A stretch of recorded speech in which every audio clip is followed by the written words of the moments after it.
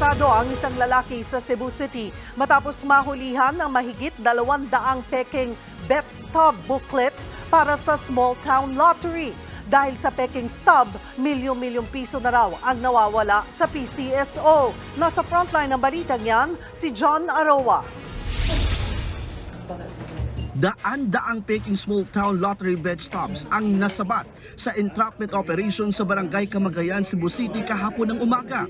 Nasa 240 peking bet stub booklet ang nakumpiska. Ang problema kasi sa mga peking stub, hindi na pupunta sa PCSO ang binabayad ng mga tumataya rito at milyon-milyong piso ang nawawalang kita sa gobyerno. Hindi lang mula mismo sa pagbebenta ng bet stub. Hindi sila gubayad ng tax, wala silang remittance sa gobyerno, sa PCSO in particular.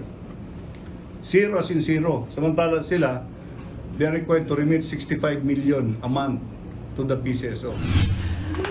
Naaresto naman sa operasyon ng National Bureau of Investigation ang tinuturong pinagkukuhanan nito. Ayon sa NBI, miyembro ng malaking sindikato ang suspect na si Esdelito Baring na nag-o-operate sa buong Cebu. 5 taon na raw ang iligal na gawaing ito. Ayon sa mga lehitimong STL operator sa Cebu, nagtataka sila kung bakit noon 13 million pesos ang kinikita nila araw-araw sa buong Cebu. Pero ngayon, nasa 8 milyong piso na lang ito. Dito na nila nadiskubre na talamak ang tayaan ng peking swerte sa Cebu.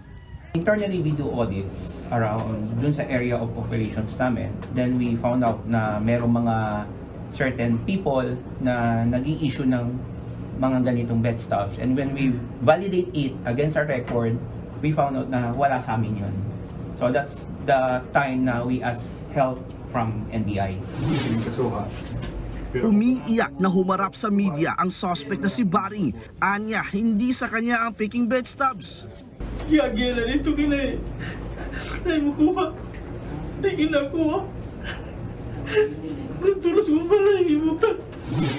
Ang masaklap, nabibigyan din ng premyo ang mga tumaya sa peking STL stub. Lalo't nakakalusot ang ilan sa mga ito sa mga otorisadong STL outlets. Kaya naman mahigpit ng sinusuri ng mga operator ang mga nakukuha nilang bet stubs.